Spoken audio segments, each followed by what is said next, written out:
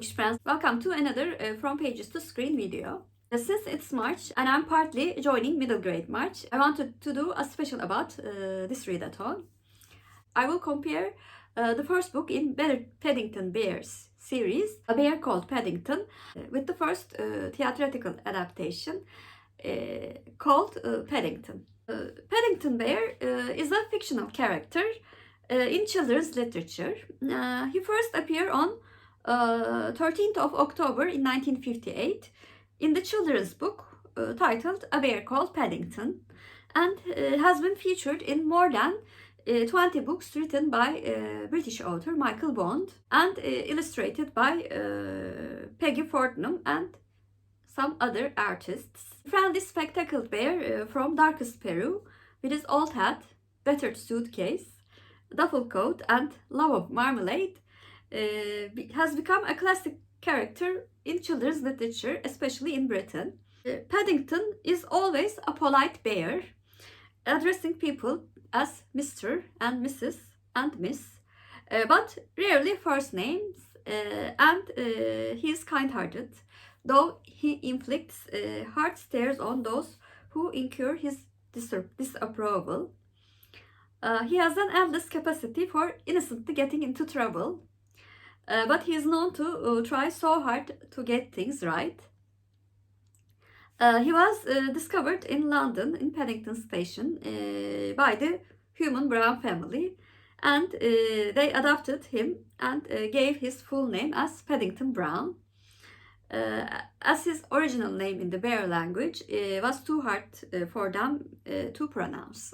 And with the publication of the first book and the following books, Paddington Bear became most of the beloved British fictional characters. And the books in the series have been translated into 30 languages across 70 titles and have sold more than 30 million copies worldwide. And Paddington Bear was adapted into a TV series many times in 1976, in 1989, in 1997, and lastly in 2019. It was adapted into movies in 2014 and 2017. In this video, like I mentioned before, I will compare the first movie titled Paddington with the first book, A Bear Called Paddington. Paddington, which is a 2014 live-action animated comedy film, was written and directed by Paul King.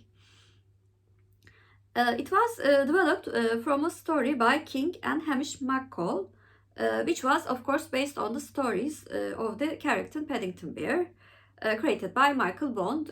Especially the first book was the inspiration for the first half of the movie. The movie was produced by David Heyman, and Paddington stars Ben Whishaw as the voice of the title character, and also Hugh Bonneville, Sally Hawkins, Julie Walters, Jim Broadbent, Peter Capaldi and Nicole Kidman in the live-action roles. Kidman, whose character is not on the book, plays a taxidermist who attempts to add him to her collection as the general plot of the movie.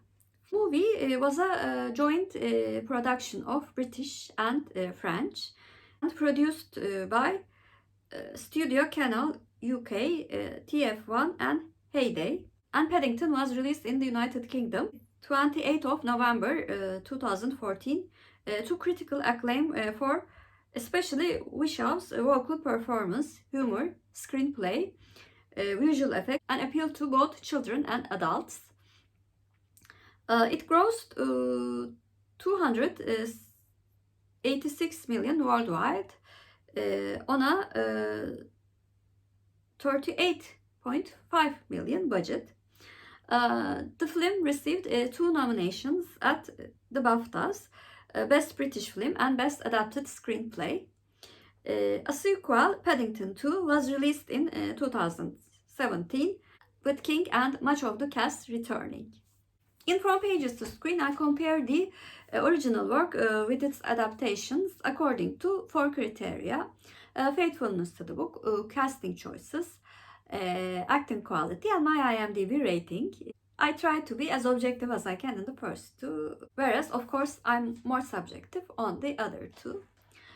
As for faithfulness to the book, the first half of the movie is, I think, quite faithful to the book, although it adds other stories, including Paddington's time spent in Peru, which was, I think, the stories in the later books. But I think it was a great addition to understand the relationship between Paddington and his aunt and uncle. The second half of the movie, although it was enjoyable to read, was certainly not faithful to the book. So I gave faithfulness to the book a check. For casting, although I really love the actors who play Mr. and Mrs. Brown, Hugh Bonneville and Sally Hawkins respectively, I thought they were a bit old for the role. The children and Mrs. Bird were, of course, at the right age, so it's a check for casting as well. For acting quality, I just loved the acting of Hugh Bonneville.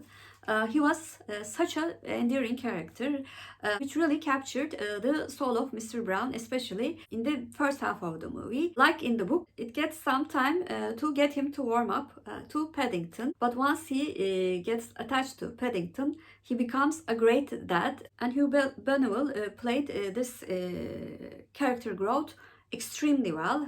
He's a very, very talented actor, of course. And I also really liked the acting of Sally Hawkins, the children. Ben Whishaw was incredible in voice acting.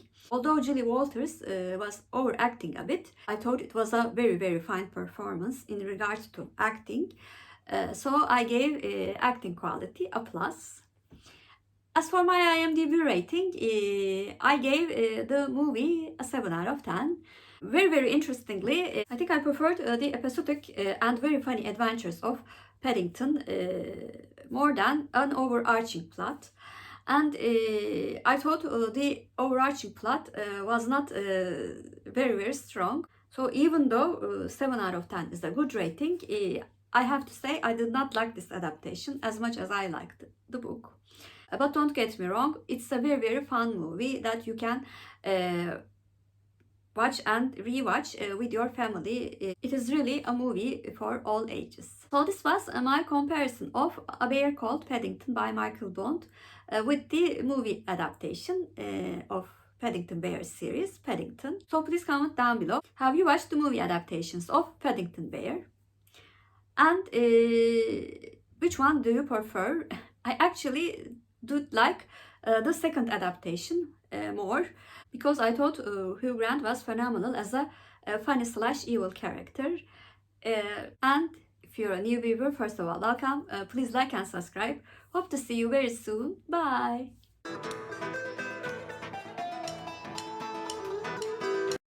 As for Turkish word of the day, since Paddington was found in Paddington Station, I thought station should be the word of the day. Station means istasyon in Turkish, and istasyon is our Turkish word of the day. Have a good day.